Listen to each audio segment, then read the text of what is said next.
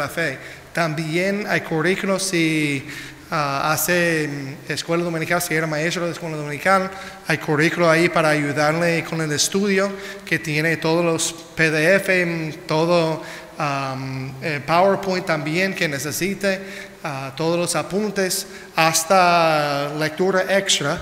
Es un buen recurso, hay muchas opciones. Estamos hablando de casi 40 títulos de currículo para escuela dominical de jóvenes y adultos, más quizá unos 20 opciones para niños. Recomiendo que pasen por ahí y vean las muestras que tenemos, pero hay mucho más que tenemos en el seminario. Si vas a la página EBI, si buscas en Google Editorial Batista Independiente, vas a encontrar la página de la EBI. Y todos los títulos que lleva Editorial Batista Independiente tenemos en la oficina, y tenemos la mayoría aquí en ese cuarto. Pero van a tener más tiempo repasar los libros.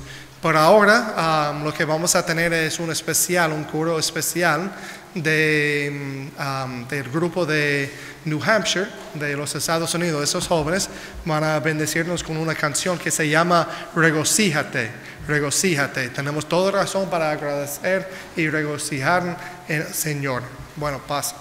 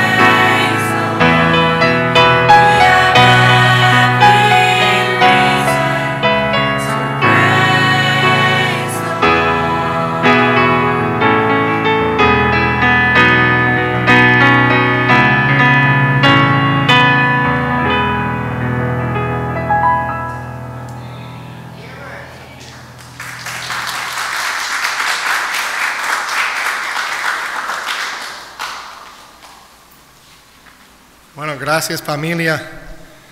We are praying, and I'm going to say this in English and I'll say it in Spanish. We are praying that the Lord will provide, bueno, voy a decirlo en inglés y español. We are praying that the Lord will provide more workers for His harvest, and we're praying that the Lord will call some of these young men and women into ministry. That's our heart's desire. Bueno, nuestro deseo y nuestra oración es que Dios provea más laboradores para la cosecha y que llame a uno de esos jóvenes al ministerio. Eso es lo que deseo. Me imagino que lo mismo del pastor Jacob también.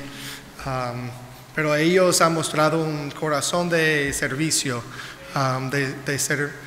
de siervo, y estoy muy agradecido por ellos.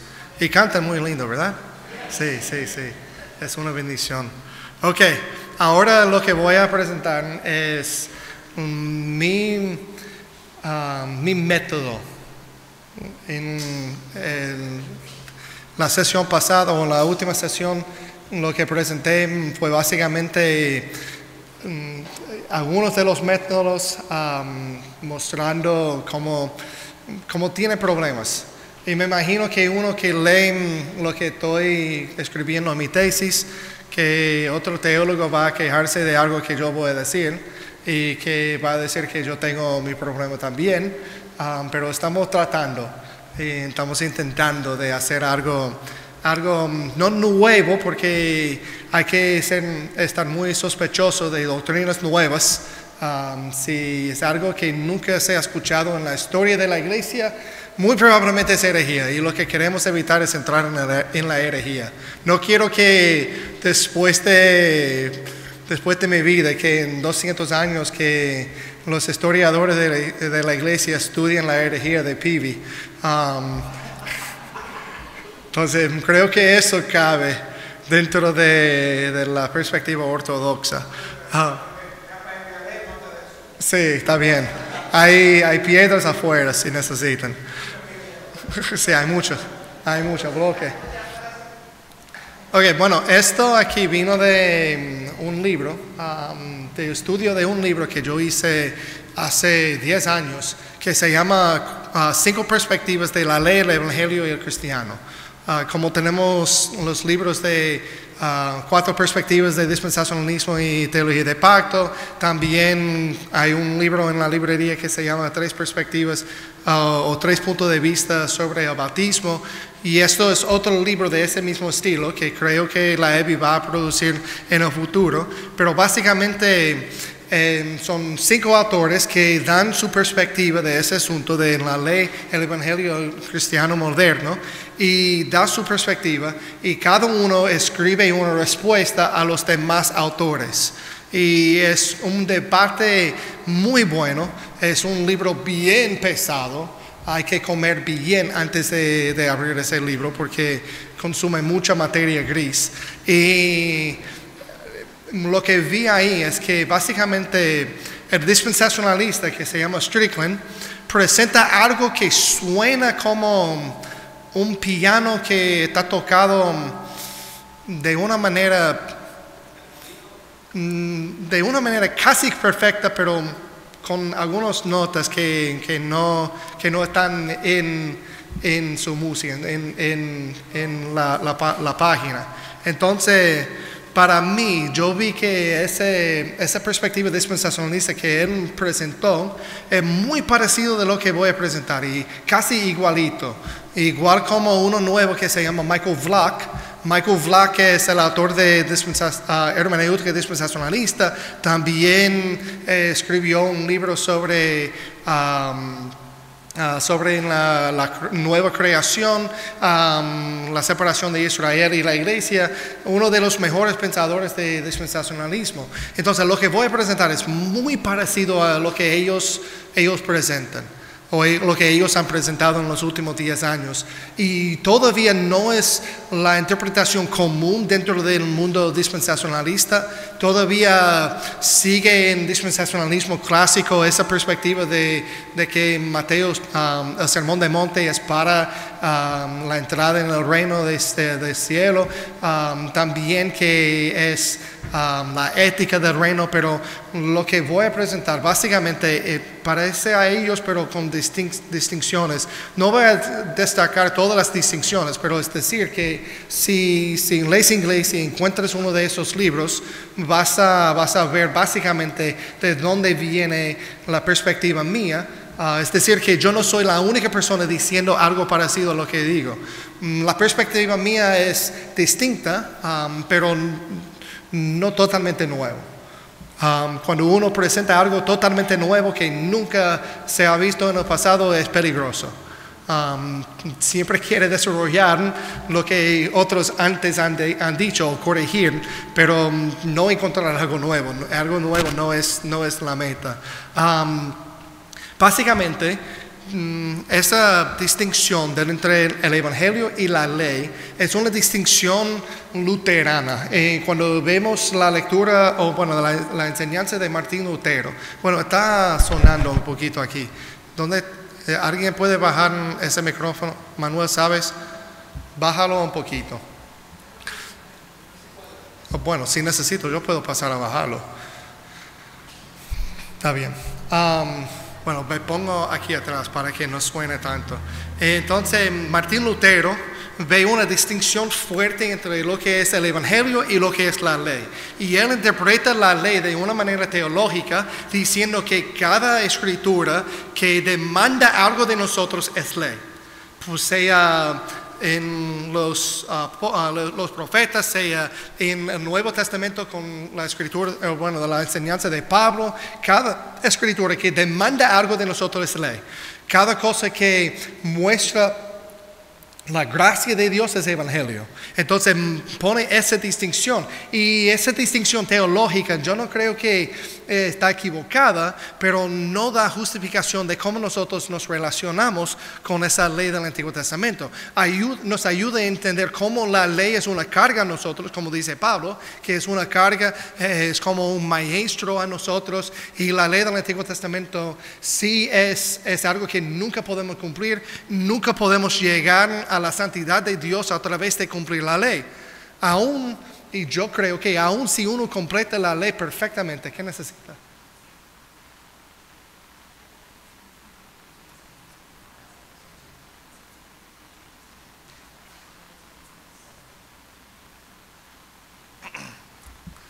Mi amada esposa, mi hermosa esposa, gracias. Ella va a buscar el almuerzo ahora.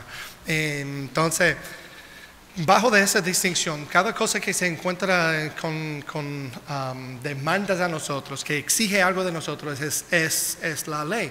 Y a cierto modo,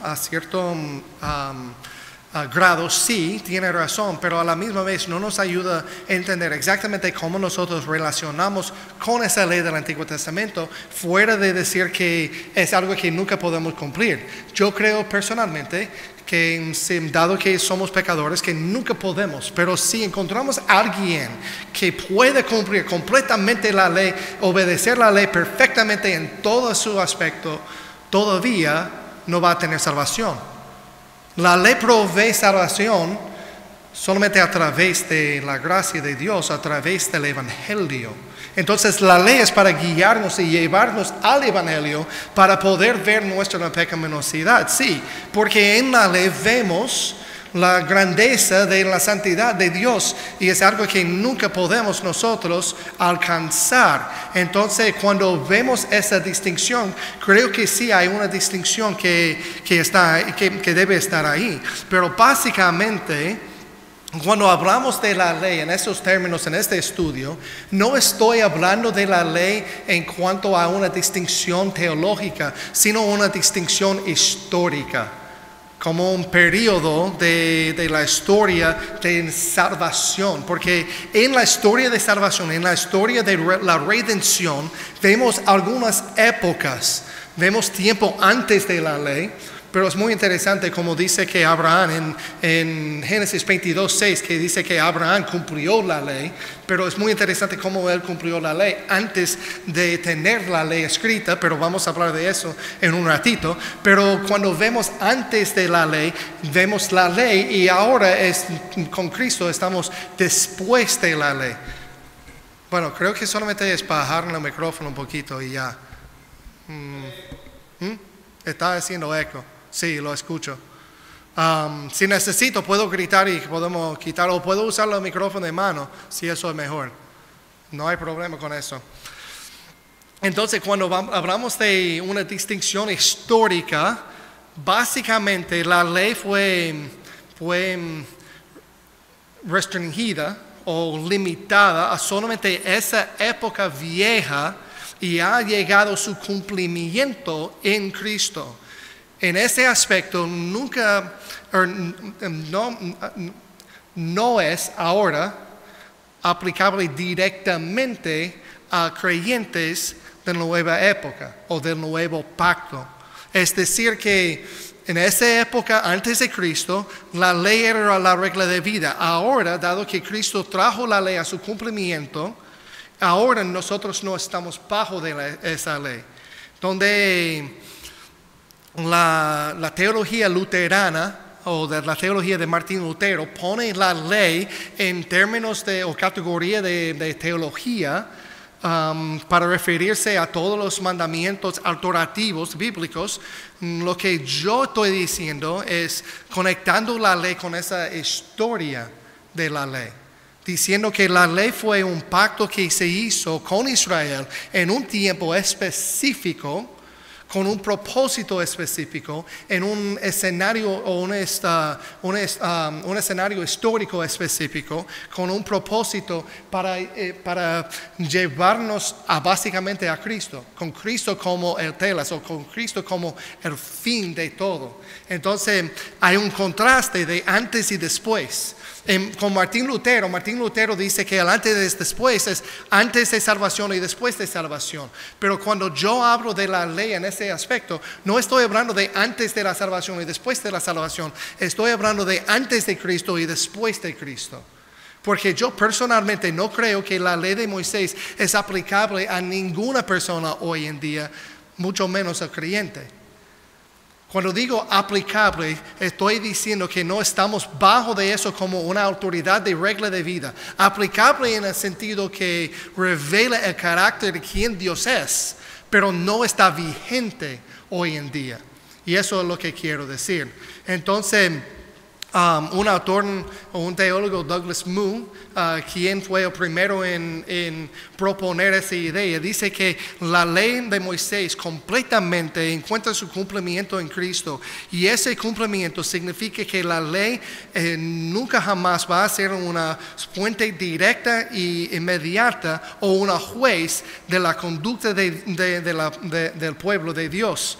El comportamiento cristiano ahora es guiado guiado por la ley de Cristo, y la ley no consiste de prescripciones o de reglas legales, sino la enseñanza y el ejemplo de Cristo y sus apóstoles, con el mandamiento central del amor que nos guía a través del Espíritu Santo morador. Entonces, es decir, bueno, eso es una boca llena. Es decir, básicamente no estamos bajo de la ley, estamos bajo de la ley de Cristo. La ley de Cristo no consiste en prescripciones o no consiste de una lista de reglas que tenemos que cumplir. La ley de Cristo básicamente es la enseñanza de Cristo, la ordenanza central del amor o el mandamiento, porque dice Cristo, un nuevo mandamiento yo os doy, que améis a los unos a los otros. Entonces eso es lo que maneja todo lo que hacemos, es amor por Dios y amor por el prójimo, y el Espíritu Santo que nos guía en todas las cosas que pertenecen a la vida. Entonces tenemos ahora una nueva naturaleza, y dice en 1 de Pedro, esa naturaleza divina que está dentro de nosotros, el Espíritu Santo que mora en nosotros. Entonces cuando nos digo que no estamos bajo de la ley, no estamos bajo de la ley de Moisés en todo. No es decir que no tenemos ley, no es decir que podemos vivir como sea, no. Nunca ha sido así. Aún antes de la ley de Cristo o de la ley de Moisés, no podía vivir como quiera. Dios dio reglas, Dios dio revelación de quién Él es a ellos para que ellos podían vivir según los deseos y según el carácter y la ética de Dios. La ética de Dios nunca cambia. La moralidad de Dios nunca cambia, pero lo que vemos en la palabra de Dios es que antes de la ley de Moisés hay manifestaciones del carácter de Dios, de la ética, de lo que Dios espera de los seres humanos. Eso se ve en el pacto de Noé. El pacto de Noé es un pacto hecho con toda la tierra y es un pacto eterno donde dice Dios que nunca jamás va a enviar un diluvio y va a cubrir toda la faz de la tierra con agua. Pero también ahí hay mandamiento acerca de homicidio, porque el ser humano es hecho a la imagen de Dios y eso está vigente todavía. Pero eso es una revelación de quién Dios es y lo que espera de nosotros. Igual con Adán y Eva en el huerto de Edén. Dios dice a Adán y Eva, puede comer de todos los árboles, pero de ese no puede comer. Es una ley, ¿verdad? Entonces eso muestra cómo Dios interactúa con nosotros como un ser santo, con nosotros como no somos santos. Cada vez que aparece escritura que demanda algo de nosotros, lo que estamos viendo es básicamente la moralidad en contacto con seres humanos impíos. Entonces sí hay ley, la ley sigue. La ley de antes de la ley de Moisés, como dice en Génesis 22:6, que Abraham cumplió la ley. Cumplió la ley antes de tener la ley. Entonces, ¿cómo puede hacerlo? Es porque la ética de Dios nunca cambia. La moralidad de Dios nunca cambia. Y lo que Dios espera en cuanto a nosotros moralmente no ha cambiado. ¿Cómo nosotros debemos vivir? Eso van a manifestarse de maneras distintas según nuestra época. Igual como cristianos de hoy enfrentan problemas distintos en comparación con los cristianos de hace 500 años. Porque hoy en día vivimos en un mundo diferente, un mundo tecnológico, un mundo con otras tentaciones, pero la ley en ese aspecto moral, no estoy hablando de 3 divisiones de la ley, pero la ley moral en cuanto al carácter de Dios, esa moralidad eterna nunca cambia.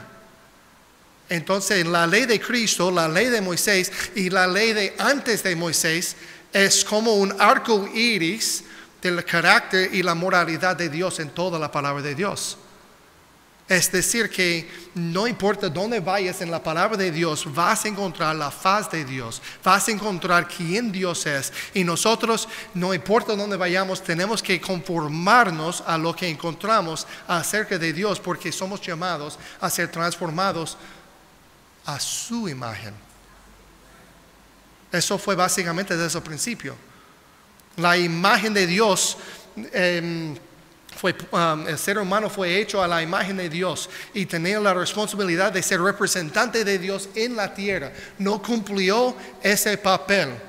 No perdimos la imagen de Dios, pero la imagen de Dios está corrupta dentro de nosotros por la pecaminosidad que tenemos. Y cuando nosotros nos transformamos, como dice Romanos 12:1 y 2, nos transformamos a Cristo como nuevas criaturas, ahora estamos recuperando parte de lo que perdimos y eso va a ser recuperado completamente cuando nosotros somos glorificados en la eternidad. Y eso básicamente es como yo estoy interpretando lo que significa la ley de Cristo. Y eso se basa en Mateo 17, 17 a 48. Ya hemos leído una buena parte de la primera sección, pero lo que vamos a ver ahora es vamos a andar por eso y ver cómo Cristo habla acerca de la ley y lo que eso significa para nosotros. Deme un momentito para abrir otro documento y podré... Ok, ahora continuamos. El texto de Mateo 5, 17, 48, básicamente es una prueba para cada sistema de hermenéutica, porque Antes de meternos en ese estudio, como ya había mencionado, necesitamos reconocer nuestros marcos de referencia porque eso va a afectar nuestra interpretación final o la exposición final. Entonces, lo que estoy tratando de hacer ahora es dejar un poquito de ese pensamiento de las 7 dispensaciones y todo eso, dejar eso atrás para estudiar la palabra de Dios y luego ver cómo eso encaja con las 7 dispensaciones y si necesitamos ajustar algo, que se ajusta. No la palabra de Dios, obviamente, pero necesitamos ver lo que hay aquí. Entonces es como una red que necesitamos desenvolver. Cuando dice eso. Entonces, primeramente empezamos con una hermenéutica dispensacionalista de lo que significa. Necesitamos definir lo que es nuestra hermenéutica y nuestro método de interpretación. Para citar a Michael Vlach, dice él que el dispensacionalismo cree que la manera correcta de entender y interpretar la palabra de Dios es a través de un uso consistente de una hermenéutica gramático histórico, también reconocido como una hermenéutica literal. Eso, decir literal, no significa que interpretamos cada cosa como de madera, muy rígidamente, con todo literal, que no reconocemos figura de lenguaje, que no reconocemos simbolismo, nada de eso. No, eso no es literal. Cuando hablamos de literal, estamos hablando de la intención del autor original. Eso es la hermenéutica dispensacionalista. Básicamente estamos buscando qué quería decir ese autor, no es qué dice el Nuevo Testamento y cómo eso puede dar una nueva interpretación al Antiguo Testamento. No estamos buscando una interpretación espiritual que no fue reconocido por ese autor antiguo, que la idea es que había 2 autores, el autor humano y el autor divino, y el autor divino puso cosas ahí que el autor humano no sabía o no reconocía, no conocía. Entonces no estamos diciendo que el autor humano escribió cosas que no entendía. Cuando hablamos de dispensacionalismo, creemos que los autores bíblicos sabían exactamente lo que estaban diciendo, que ellos tenían todo el conocimiento, quizás no todas las implicaciones, quizás no toda la información de la progresión de la revelación, quizás ellos no entienden exactamente cómo Cristo va a morir, pero ellos pueden entender desde antes exactamente lo que estaban diciendo, y eso no cambia cuando llegamos a textos más recientes o textos nuevos como el Nuevo Testamento. Es decir, que ese término de gramático histórico se utiliza por casi todas las tradiciones. Teología de pacto, nosotros, aún los testigos de Jehová a veces dicen que interpretan a través de una hermenéutica, una interpretación histórico-gramático. Entonces, cuando decimos histórico-gramático, eso es empleado por muchos. Pero lo que queremos decir ahora es más o menos originalista, una hermenéutica originalista. Decir que lo que él quería decir, el autor bíblico, es exactamente lo que queremos encontrar. No estamos buscando una interpretación espiritual que fue más allá de lo que entendió el autor. No, queremos someternos a la autoridad del autor original y encontrar las intenciones de ese autor. La intención del autor es la clave de interpretación para un dispensacionalista. Y eso se revela a través del uso de gramática, a través del uso de género, de contexto histórico, de tramas, de simbolismo y muchas cosas. Se revela a través de esas cosas.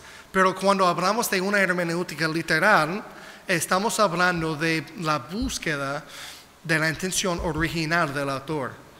Se puede utilizar el término originalista si quiere, pero básicamente si el autor emplea una alegoría, interpretamos esa alegoría. Si el autor emplea un juego con palabras, interpretamos ese juego con palabras. Pero no diciendo que, por ejemplo, lo que vemos en Apocalipsis, que habla acerca de demonios que vuelan, esos no son helicópteros.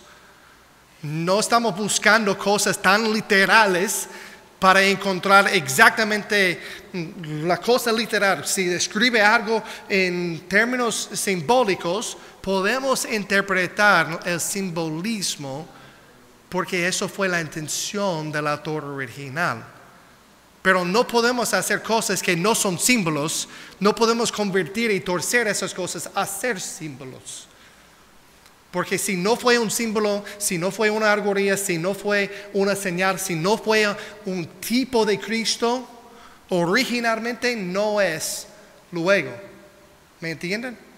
Eso es un punto bien clave.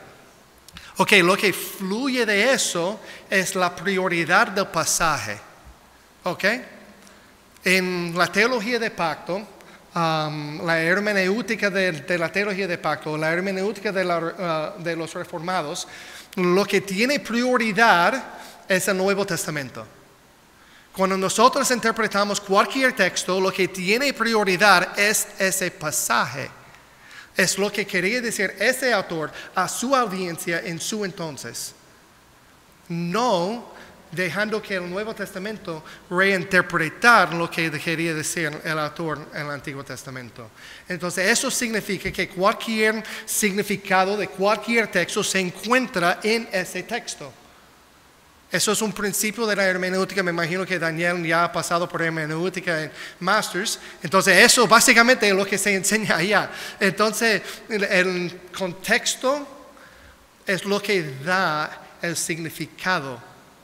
Es decir, que el contexto literario, el contexto de los versículos en su alrededor es lo que nos da significado. Podemos tener más conocimiento de lo que quería decir ese autor a través de estudiar otros textos, o si hay algo que no está bien claro, podemos buscar refugio de otros textos para poder interpretar bien. Pero es decir, que la intención del autor se encuentra en su texto.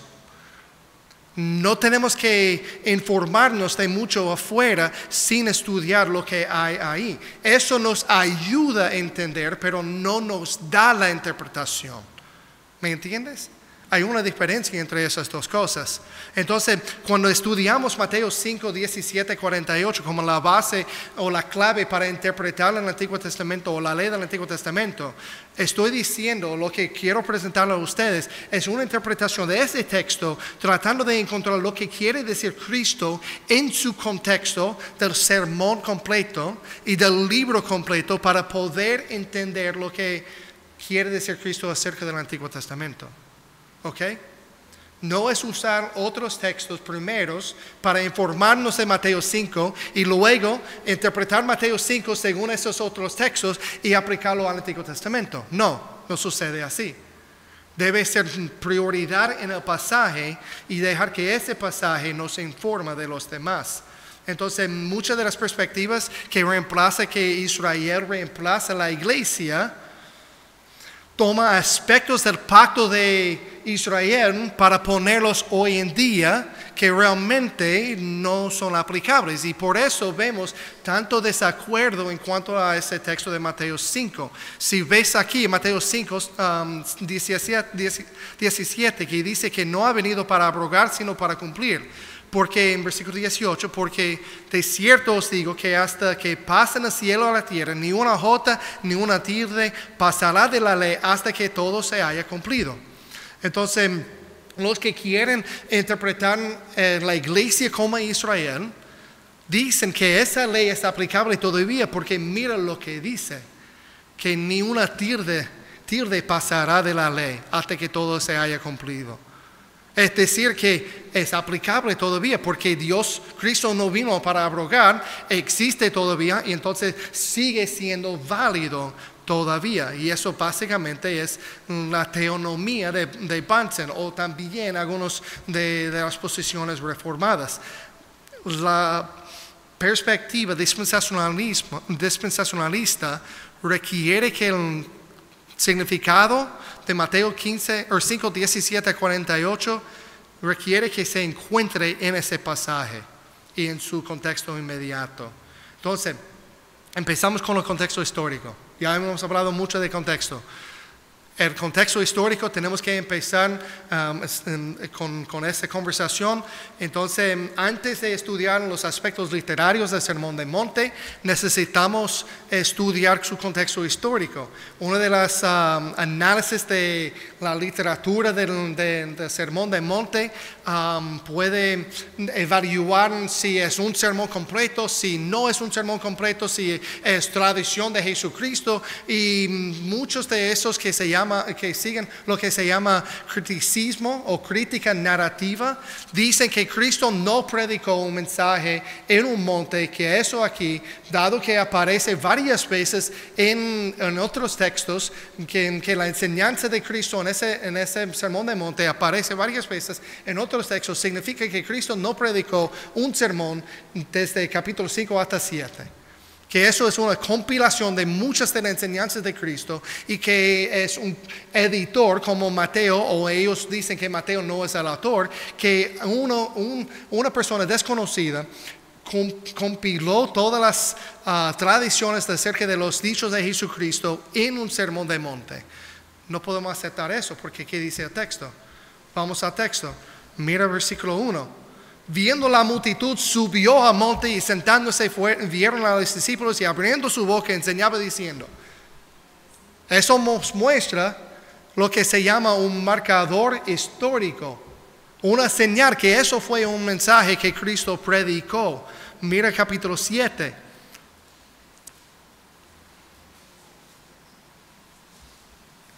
Estamos en capítulo 7, al final, mira versículo 28.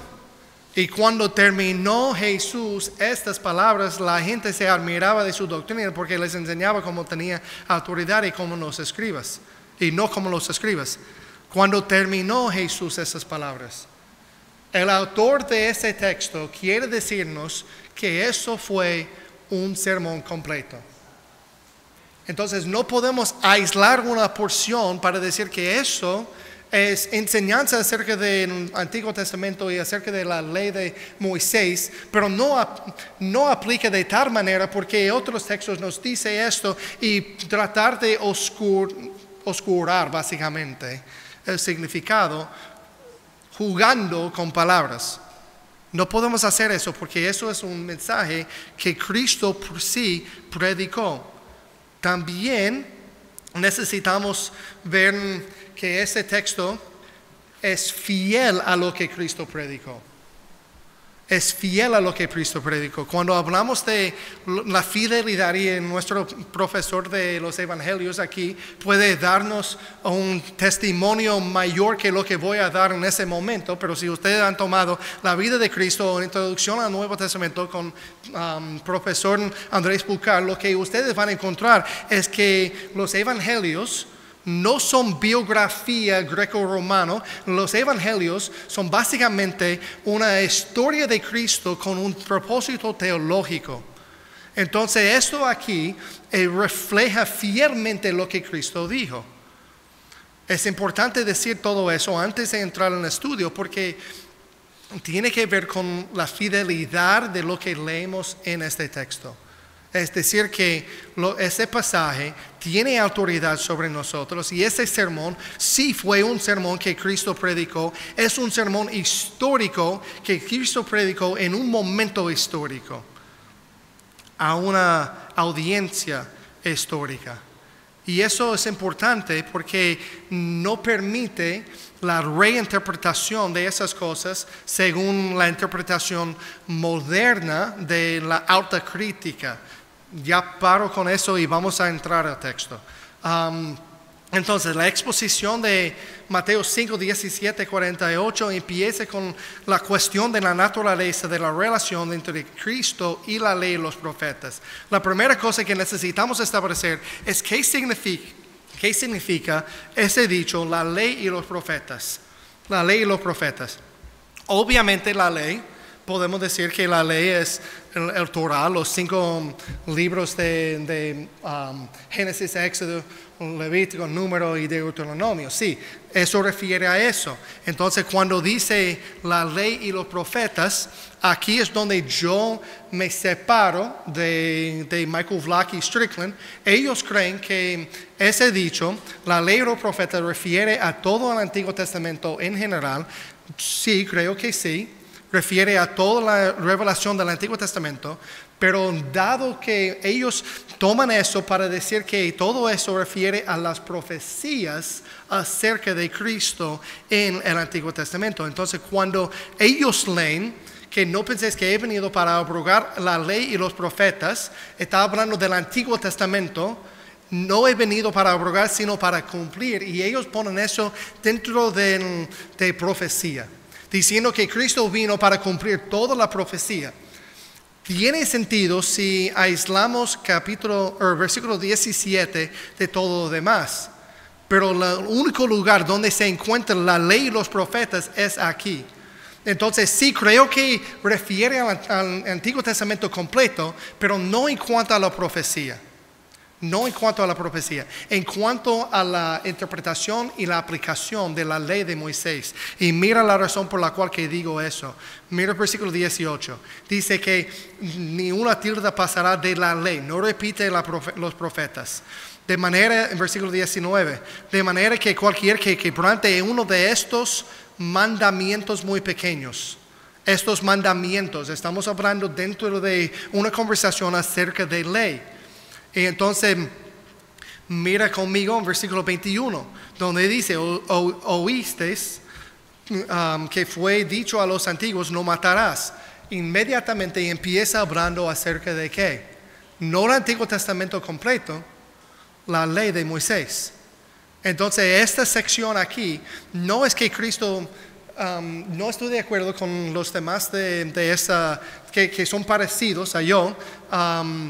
Yo digo que cuando dice la ley y los profetas y sigue hablando acerca de la ley específicamente, está diciendo, poniendo la ley en su contexto de toda la historia del Antiguo Testamento, mostrando que la ley y los profetas, sí, no ha venido para abrogar nada de lo que ellos dicen acerca de la ley de Moisés.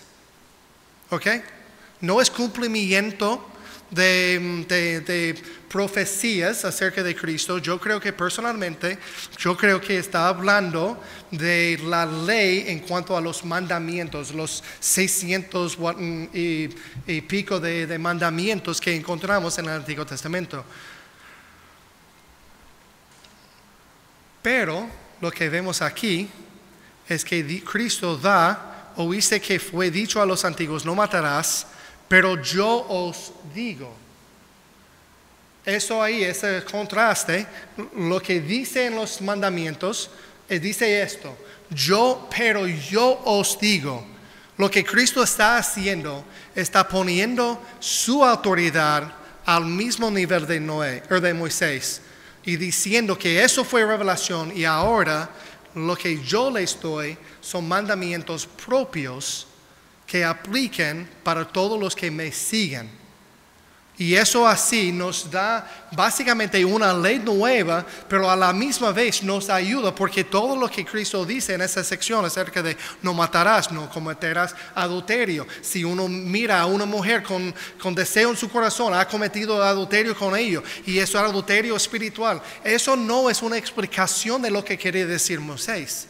Eso es algo nuevo. Es decir, que ustedes vieron lo que Moisés puso, que tiene que cumplir esos mandamientos, pero ahora yo os digo que es más allá que cumplir los mandamientos, porque si tu justicia, como dice en versículo 20, porque os digo que si vuestra justicia no fuera mayor que los escribas y los fariseos, los expertos de la ley, si tu justicia no es mayor que los expertos de la ley, no entraréis en el reino de los cielos. Es decir, que cumplir la ley no es suficiente,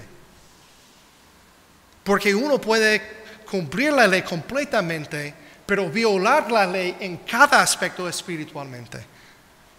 Eso es lo que está diciendo Cristo. Es un llamado a algo mayor que lo que encontramos en la ley. No es sencillamente de pasar toda tu vida cumpliendo los 10 mandamientos y ya.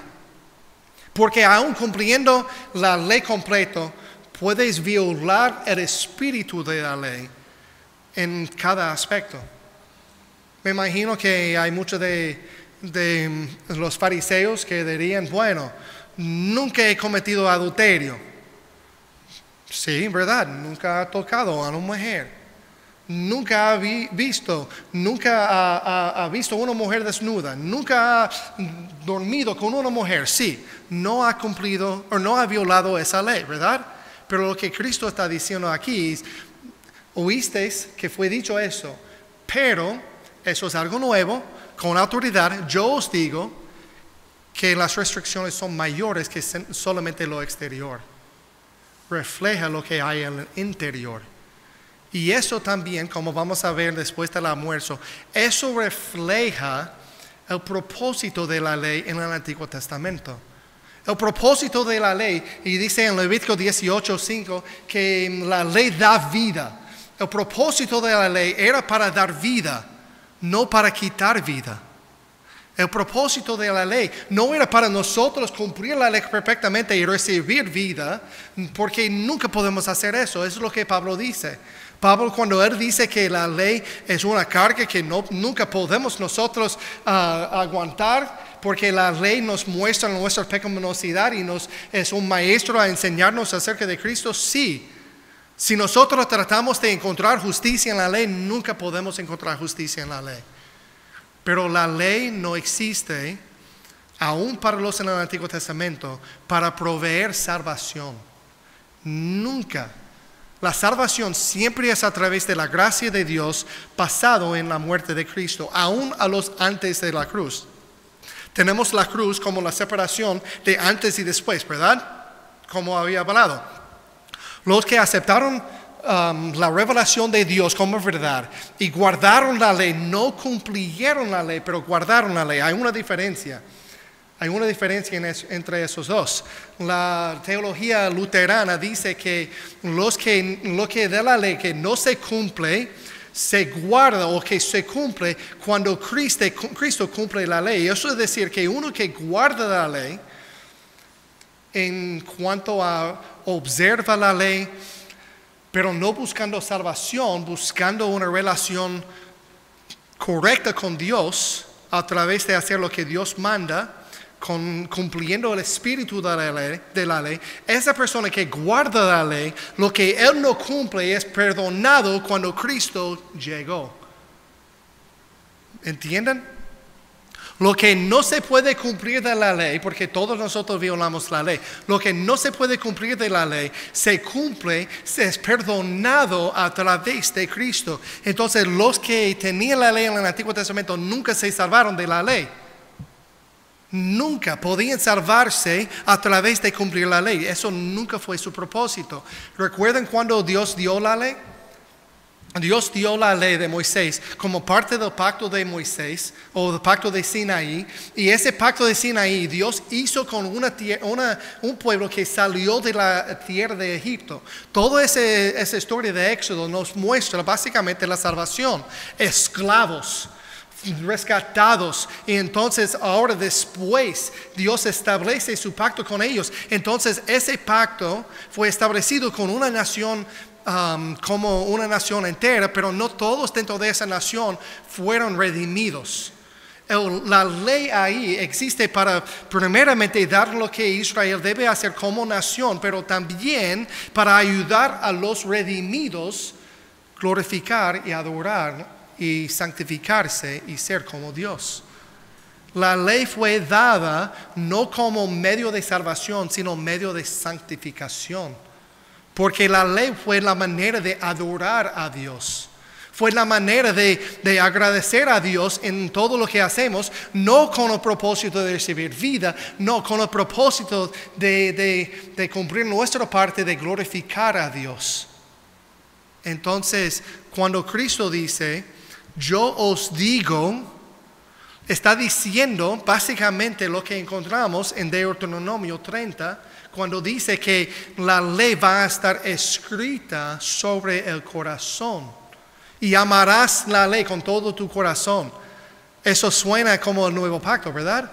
Si vas al nuevo pacto, bueno, vamos a hacerlo. Vamos a Deuteronomio rápidamente. Deuteronomio 30.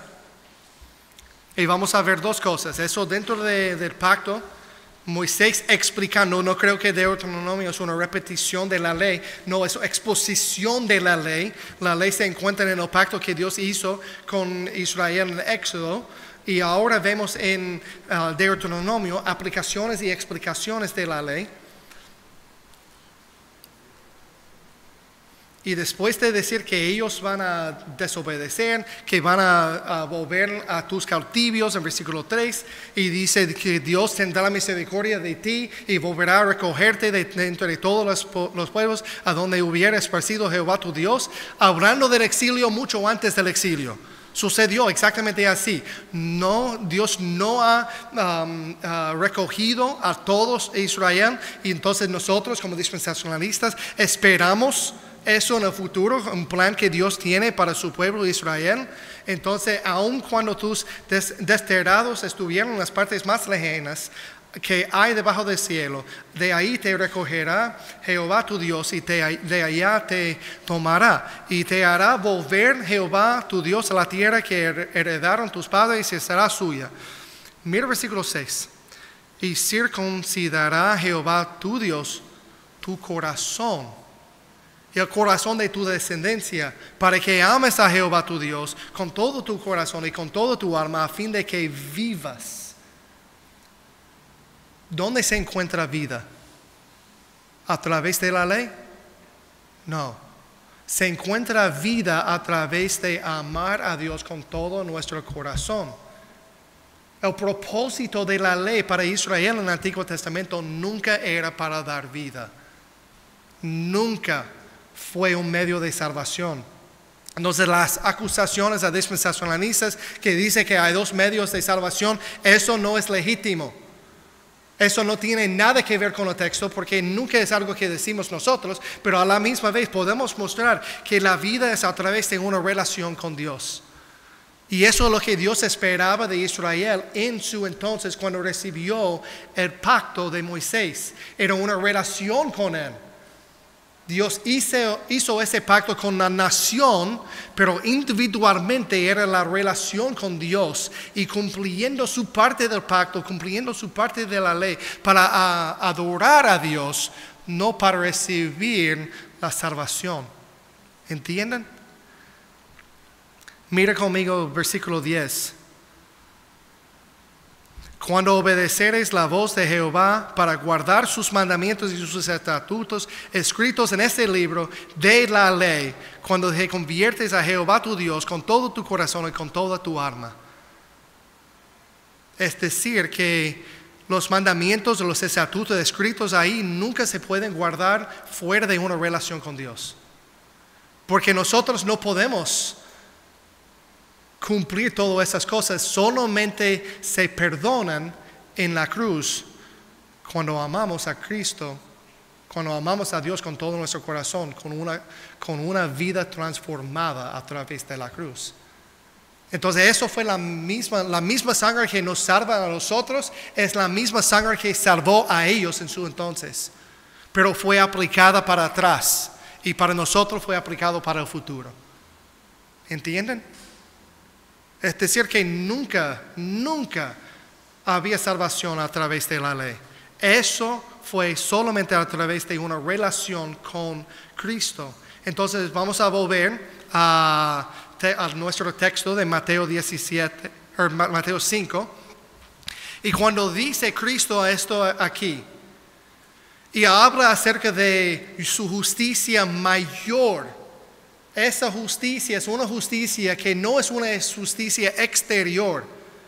No es una justicia que se encuentra en el exterior, que nosotros llevamos la ropa correcta, que nosotros cumplimos todas las reglas de la iglesia, que nosotros cumplimos lo que sea de la ley. No, es un cambio interior, es una justicia ajena La justicia mayor es una justicia aplicada a nosotros, y así con esa justicia podemos nosotros cumplir a través de Cristo, a través del Espíritu Santo guiándonos en la santidad. Podemos cumplir lo que Dios espera de nosotros, y lo que no cumplimos es perdonado. ¿Entienden? Eso es buena noticia para mí. Entonces llegamos a esos dichos, esos 6 dichos que Cristo da. Oísteis que fue dicho a los antiguos: no matarás, y cualquiera que matare será culpable de juicio. Pero yo os digo que cualquiera que se enoje contra su hermano será culpable de juicio. Lo que Cristo está diciendo aquí no es que Moisés dijo esto, pero ahora voy a interpretar a Moisés y darles la interpretación correcta de lo que dijo Moisés. No, lo que Cristo está haciendo ahora mismo, lo que está haciendo es está dándonos un nuevo mandamiento, algo nuevo, diciendo que nunca fue eso, sí, nunca fue cumplirlo exteriormente, pero ahora lo que requiere Cristo para ser discípulo de Cristo, para ser convertido a Cristo, es una conversión de adentro. La ley se queda en el exterior, pero cuando uno se convierta a Cristo, cuando uno acepta la revelación y ama a Dios, como vemos en el Antiguo Testamento, y tiene un corazón nuevo, ese corazón de piedra quitada y ahora corazón de carne, cuando uno hace eso, no es sencillamente cumplir lo exterior y sencillamente vivir para tener, todas mis cosas organizadas. No, lo que hacemos en ese entonces es cumplimos esos mandamientos, cumplimos lo que dice Cristo aquí, porque amamos a Dios. Y cuando digo que la ley de Cristo se basa en el amor, la base de la ley de Cristo es amor primeramente por Dios y amor por los demás. ¿Cuáles son los 2 mandamientos mayores que Cristo nos da? Y podemos hacer eso con cada una de esas cosas, como Cristo dice: no cometerás adulterio. Pero yo os digo, es algo, revelación nueva, diciendo que si vas a ser seguidor de Cristo, discípulo de Cristo, hay una ética mayor que Él demanda de nosotros. Entonces eso básicamente, cuando dije que no estamos bajo de la ley de Moisés, de ninguna manera, no somos participantes en el pacto de Moisés, no somos participantes en ese pacto que hizo en Éxodo 23 a 32. Ese pacto que Cristo hizo con Israel fue con Israel y fue cumplido por Cristo, llevado a su fin, y ahora nosotros, bajo de lo que Pablo dice que es la ley de Cristo, podemos ver cómo Cristo nos da nuevos mandamientos: amar a los unos a los otros. Y también cuando Él habla de cosas en cuanto a la ley, nos muestra que es muchísimo más profundo, es un cambio total de nuestro interior, de quienes nosotros somos. Vamos a Jeremías capítulo 31 por un momentito y vamos a terminar y tener almuerzo. Jeremías 31.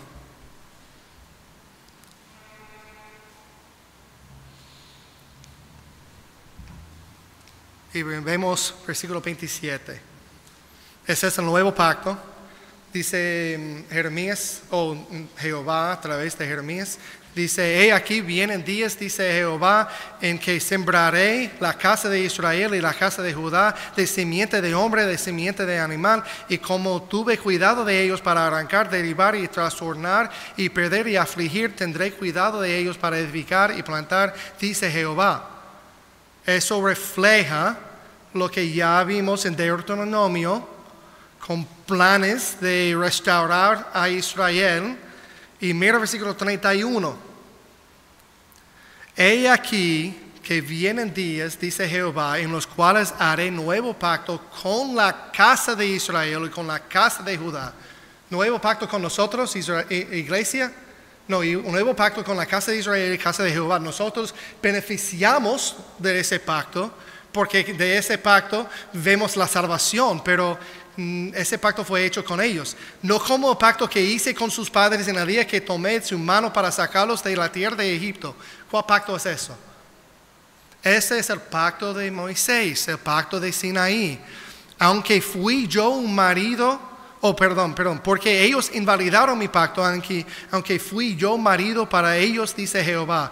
Pero este es el pacto que haré con la casa de Israel después de aquellos días, dice Jehová. Daré mi ley en su mente y la escribiré en su corazón. Es decir, que el propósito de la ley de Moisés nunca fue para darnos salvación. La salvación siempre ha sido a través de amar a Dios con todo nuestro corazón y así someternos a su revelación y someternos a lo que Él requiere de nosotros. Y dado que nosotros ahora tenemos la revelación de quién Cristo es, eso incluye humillarte y arrepentirse y someterse al señorío de Cristo como la revelación de Dios. Y entonces nunca fue a través de lo que hacemos, es lo que Dios hace a nosotros en darnos un nuevo corazón. Entonces dice Dios aquí, dado que ellos invalidaron esa ley y no escribieron esa ley en su corazón, yo voy a escribir esa ley en su corazón. Mira el versículo 34, y enseñará más ninguno a su prójimo, ninguno a su hermano, diciendo, conoce a Jehová, porque todos me conocerán, desde el más pequeño de ellos hasta el más grande. Dice Jehová, porque perdonaré la maldad de ellos y no me acordaré más de su pecado. Eso solamente se hace a través de la cruz. Y nosotros como iglesia nos beneficiamos de ese pacto porque la misma sangre que compró a los redimidos del Antiguo Testamento es la misma sangre que nos compra a nosotros. Y es la misma sangre que va a comprar o va a pagar o perdonar a los de Israel, quienes, como esperamos, van a arrepentirse un día en el futuro. No hay dos medios de salvación para Israel y un medio de salvación para la iglesia. Siempre ha sido a través de la sangre de Cristo. Pero ahora, cuando dice Cristo en Mateo 17 que ha cumplido la ley, traído esa ley a su propósito y su finalidad, ahora nosotros, bajo de lo que Cristo dice, pero yo os digo, muestra que nosotros podemos relacionarnos con la ley del Antiguo Testamento, viendo exactamente lo que acabo de decir varias veces, viendo exactamente lo que Dios quiere de nosotros, según la ética y la moralidad que la ley del Antiguo Testamento revela. No es cumplir los ceremoniales, no es cumplir las cosas sociales que encontramos, no es buscar y designar esas leyes son leyes morales. Es decir, que toda la ley del Antiguo Testamento fue exactamente lo que acabamos de ver. Fue para ayudar a Israel a amar a Dios con todo su corazón. Entonces para nosotros, de una manera distinta, porque no es regla de vida para nosotros hoy en día, tiene el mismo propósito para nosotros: ayudarnos a aprender cómo amar a Dios con todo nuestro corazón. Nosotros no cumplimos esas leyes, esos mandamientos acerca de dieta, acerca de sacrificios y todo eso, porque todo eso encontró su finalidad, su fin en Cristo. Pero ahora podemos ver hacia atrás y ver quién Cristo es a través de esas leyes. Y así amar a Dios con todo nuestro corazón por cumplir el propósito de esas leyes. Entonces, cuando digo que la ley de Cristo es la enseñanza de Cristo, es esa enseñanza dada a los apóstoles y también es el amor. Eso es lo que quiero decir. Bueno, con esto terminamos esta sesión. Tenemos almuerzo, ¿verdad? ¿Ya llegó? Ok, tenemos almuerzo. Vamos a tomar como